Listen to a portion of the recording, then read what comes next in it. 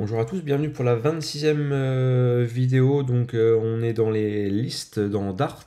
C'est la dernière vidéo qui va traiter de listes. Ici on va parler des types et des mots-clés qui sont utilisables avec les listes.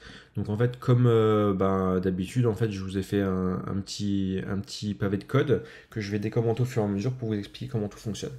Donc ici voilà, j'ai une liste, donc en fait je mets le mot-clé liste pour bien signaler à Dart que c'est une liste. C'est pas obligatoire, mais bon, c'est ce que je fais habituellement. Je mets je l'appelle names et je mets une liste. Donc là c'est une liste en fait, il y a un peu de tout. Donc trois strings, un integer et un booléen.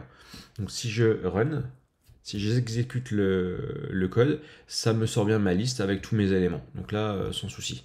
Voilà.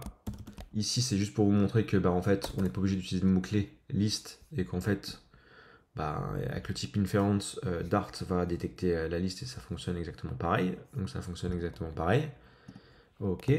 Ensuite, le typage. Donc il faut savoir qu'en fait, une liste, on peut dire, en fait, à Dart, ça va être une liste, donc avec ou sans le mot-clé, c'est pas le problème. Vous voyez, liste ou var, j'utilise les deux. Mais on peut lui dire, ça va être une liste exclusivement de strings. Donc on type la liste, on note string, et ici, si on lance, donc là ça va bien imprimer la liste de strings, parce qu'il y a trois strings dedans. Si par contre, je mets un integer et je mets un booléen,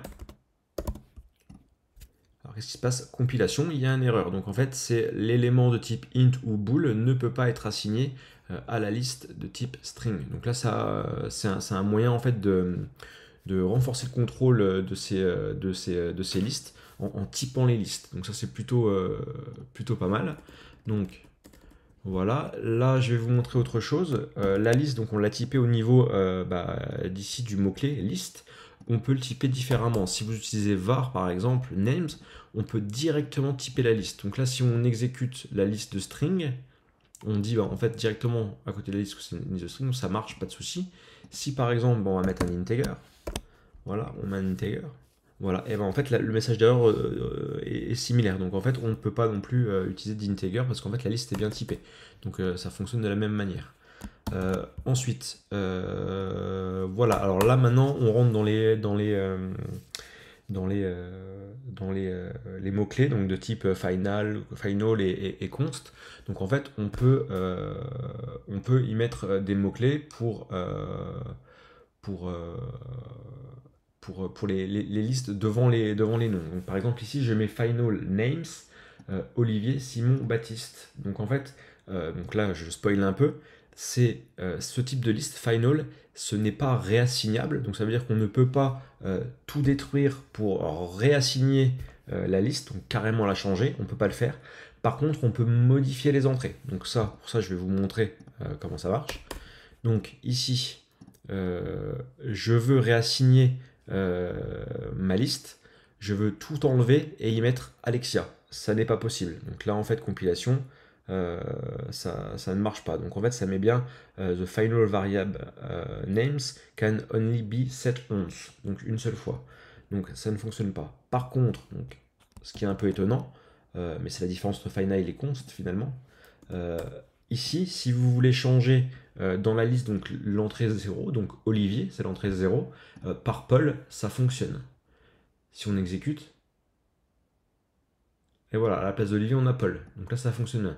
Donc avec final, c'est comme const, on ne peut pas réassigner. Par contre, on peut modifier des entrées. Et là, donc, je vais vous montrer le const. La ligne avec const. Voilà. Donc ici, on va tenter de réassigner carrément toute la liste. Impossible, ça ne peut être fait qu'une seule fois. Enfin, qu'à la base, ça ne peut pas être réécrit, effacé et réécrit. Donc c'est impossible. Et là, par contre, à la différence du final, là, en fait, vous voyez qu'il n'y a pas d'erreur à la compilation. Donc là, il n'y a pas de test Dart avec Dart à la compilation. Donc l'erreur, elle est pas détectée.